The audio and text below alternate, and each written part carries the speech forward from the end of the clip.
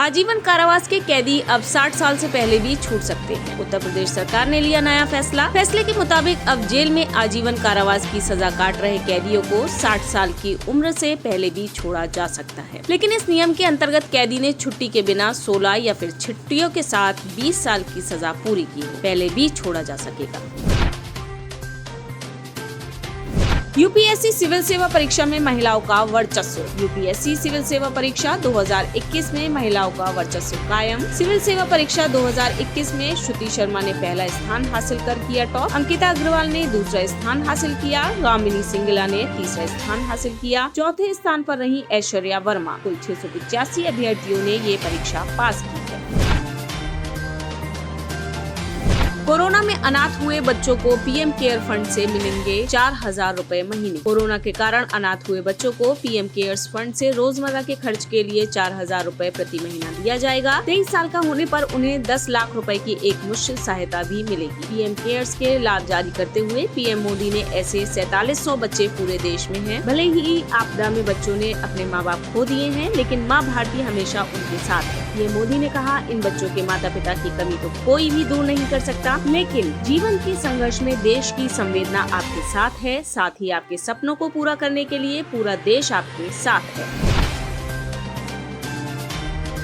सांसद अभिषेक बनर्जी पर केस दर्ज कर दो। सांसद अभिषेक बनर्जी द्वारा न्यायपालिका पर टिप्पणी मामले में कोलकाता हाई कोर्ट से केस दर्ज करने की अनुमति मांगी गई थी, जिस पर हाई कोर्ट ने अपनी अनुमति दे दी है। अभिषेक ने ये टिप्पणी पिछले दिनों कोलकाता हाई कोर्ट द्वारा लगभग 7 मामलों में सीबीआई जांच के आदेश के संदर्भ में दी थी।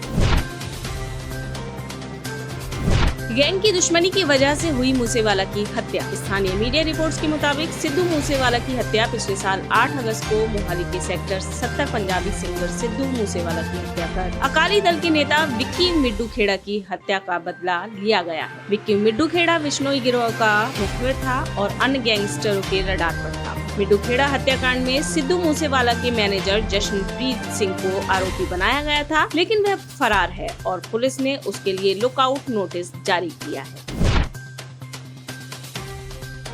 असम में अवैध रोहिंग्या गिरफ्तार। असम के सिलचर में 8 महिलाओं, 6 पुरुषों और 12 बच्चों सहित म्यांमार के 26 रोहिंग्याओं को गिरफ्तार किया गया। पुलिस ने उन्हें सिलचर कोर्ट में पेश किया, जहां से उन्हें जेल भेज दिया गया। सिलचर शहर के सेंट्रल रोड इलाके में उस समय हिरासत में लिया गया जब सुबह 4 बजे के करीब वे गुवाहाटी के कामाख्या रेलवे स्टेशन से 3 कारों में सफर कर रहे थे।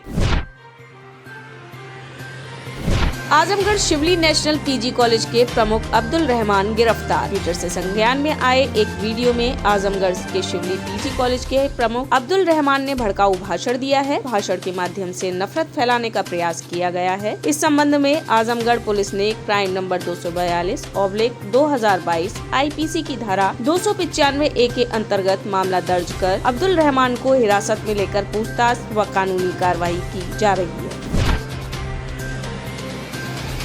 नेपाल विमान दुर्घटना में 14 शव बरामद, 8 की तलाश जारी। दुर्घटना का शिकार हुए तारा एयर के विमान का नेपाली सेना ने इलाके की छानबीन कर उस स्थान का पता लगा लिया है, जहां रविवार को विमान दुर्घटनाग्रस्त हुआ था। विमान में सवार 14 यात्रियों के शव बरामद, 8 बचे लोगों की तलाश जारी। शवों की पहचान में हो रही है परेशानी। हिमाचल में पैर पसार रही आप से भाजपा नेतृत्व चिंतित। हिमाचल प्रदेश में आम आदमी पार्टी के फैलाव से चिंतित सत्तारूढ़ भारतीय जनता पार्टी 15 दिन के अंतराल में 2 बार कर रही पीएम के कार्यक्रम का आयोजन। सीएम जयराम ठाकुर के विरोध की आवाज पीएम के कार्यक्रम के कारण धीमी पड़ने लगी है। पीएम मोदी के दौरे का पार्टी को मिल सकता है चुनावी लाभ।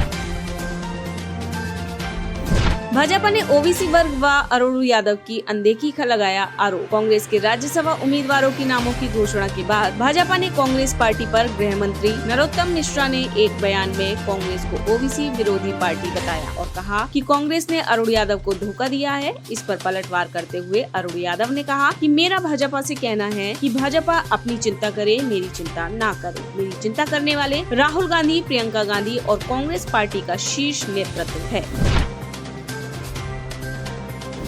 खालिस्तानी आतंकी पन्नू ने पंजाबी सिंगरों को लिखा धमकी भरा पत्र। खालिस्तानी आतंकवादी गुरपतवंत सिंह पन्नू ने पंजाबी सिंगर व कांग्रेस नेता मूसेवाला की हत्या का हवाला देते हुए एक धमकी भरे पत्र के माध्यम से पंजाबी गायकों से कहा है, मौत करीब है, इसलिए अब खालिस्तान रेफरेंडम का समर्थन करने का वक्त आ गया है। खालिस्तानी आतंकी संगठन 6 फॉर जस्टिस की गतिविधियां कनाडा से संचालित की जा रही हैं। पंजाबी गायक और कांग्रेस नेता सिद्धू मूसेवाला की हत्या की जिम्मेदारी कनाडा में बैठे लॉरेंस बिश्नोई गुट के एक गुर्गे ने ली है। मुख्यमंत्री ममता बनर्जी भ्रष्टाचार की शिकायत पर भड़की। टीएमसी नेता की शिकायत पर पुरुलिया जिले में एक प्रशासनिक बैठक में मुख्यमंत्री ममता बनर्जी ने उस समय अपना आपा खो दिया, जब स्थानीय ईंट भट्टों से एकत्र किए गए सरकारी धन की हिसाब में गड़बड़ी सामने आई। चिंतित मुख्यमंत्री ममता बनर्जी ने जिलाधिकारी से पूछा, डीएम सुन रहे हैं तो ये सब तृणमूल ने नहीं किया है, प्रशासन के निचले तबके के लोग कर रहे हैं ये सब कुछ, पैसे खुद लेते हैं, खुद करते हैं। आप इतने दिनों से जिले में हैं, आप जिला कैसे चलाते हैं? मेरी धारणा बदल गई है। अगर वह मेरी पार्टी का सदस्य होते तो मैं उसे खींचकर 4 थप्पड़ मारती। गरीब की शिकायत बर्दाश्त नहीं कर सकती, चाहे वह कोई भी हो। राजस्थान से भाजपा और कांग्रेस ने प्रत्याशी किए तय। भाजपा कांग्रेस दोनों पार्टियों ने राजस्थान की 4 सीटों के लिए प्रत्याशी तय कर दिए। भाजपा ने राजस्थान के वरिष्ठ नेता घनश्याम तिवारी को टिकट दिया है, तो कांग्रेस ने 3 बाहरी प्रत्याशियों को नई दिल्ली के मुकुल वासनिक, हरियाणा के रणदीप सुरजेवाला व यूपी के प्रमोद तिवारी को राज्यसभा चुनाव 2022 में उम्मीदवार बनाया गया है। सिर्फ नीरज डांगी राजस्थान से हैं। गैंगस्टर लॉरेंस बिश्नोई ने कोर्ट से सुरक्षा बढ़ाने की मांग की। पंजाबी सिंगर सिद्धू मूसेवाला की हत्या की जिम्मेदारी लेने लॉरेंस बिश्नोई गैंग के सरगना लॉरेंस बिश्नोई के वकील ने ली है। दिल्ली के पटियाला कोर्ट में याचिका दाखिल कर तिहाड़ जेल में बंद गैंगस्टर लॉरेंस बिश्नोई की सुरक्षा बढ़ाने की मांग की गई है। याचिका में कहा गया है कि जेल में लॉरेंस बिश्नोई की जान को खतरा है। पंजाब पुलिस जेल में उसका एनकाउंटर कर सकती है या फिर विरोधी गैंग उस पर हमला कर सकते हैं, इसलिए उसकी सुरक्षा बढ़ाई जाए। ये भी मांग की गई है कि उसे पंजाब पुलिस की कस्टडी में न भेजा जाए। हालांकि कोर्ट ने याचिका पर विचार करने से इनकार कर दिया है।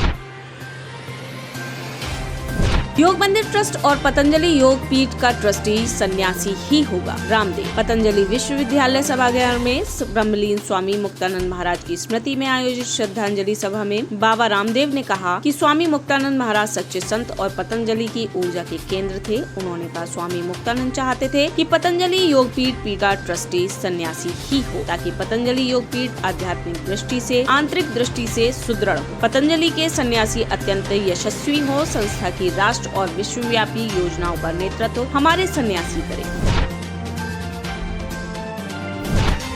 रूस ने यूक्रेन के बंदरगाह किए बंद। यूक्रेन रूस युद्ध लगातार जारी है। यूक्रेन के बंदरगाह रूस ने बंद कर दिए हैं। यूक्रेन के राष्ट्रपति जेलेंस्की ने एक वीडियो संदेश जारी करके इस बात की सूचना दी। उन्होंने अपने संबोधन में कहा है कि वे 2.2 करोड़ टन अनाज निर्यात नहीं कर पा रहे हैं। रूस के इस कदम से यूक्रेन से पहुंचने वाले अनाज पर निर्भर देशों में भुखमरी का खतरा बढ़ गया है और एक नया प्रवास संकट उत्पन्न हो सकता है।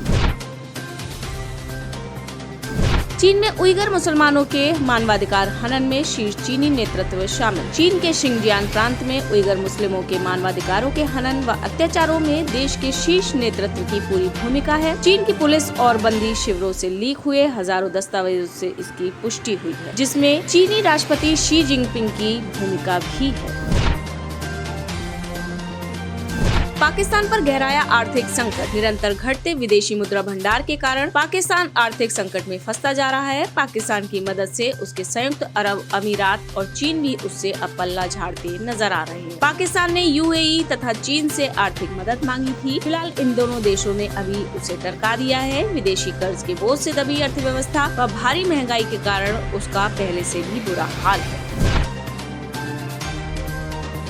भारतीय मूल के अमेरिकी सांसद को मिला विशिष्ट नेतृत्व पुरस्कार। भारतीय मूल के अमेरिकी सांसद 48 वर्षीय डेमोक्रेटिक नेता राजा कृष्णमूर्ति को विशिष्ट नेतृत्व पुरस्कार प्रदान किया गया, जो 2017 से इलिनॉइस के 8वें संसदीय जिले के लिए अमेरिकी प्रतिनिधि के रूप में अपनी सेवाएं दे रहे हैं। राजा कृष्णमूर्ति को उनके शानदार करियर और जन सेवा के प्रति समर्पण के लिए विशिष्ट नेतृत्व पुरस्कार से सम्मानित किया गया। इलिनॉइस के मंत्री जेसी व्हाइट ने 48 वर्षीय डेमोक्रेटिक नेता कृष्णमूर्ति को पुरस्कार प्रदान किया, जो 2017 से इलिनॉइस के 8वें संसदीय जिले के लिए अमेरिकी प्रतिनिधि के रूप में सेवाएं दे रहे हैं। यह पुरस्कार उन्हें इलिनॉइस के मंत्री जेसी व्हाइट ने प्रदान किया।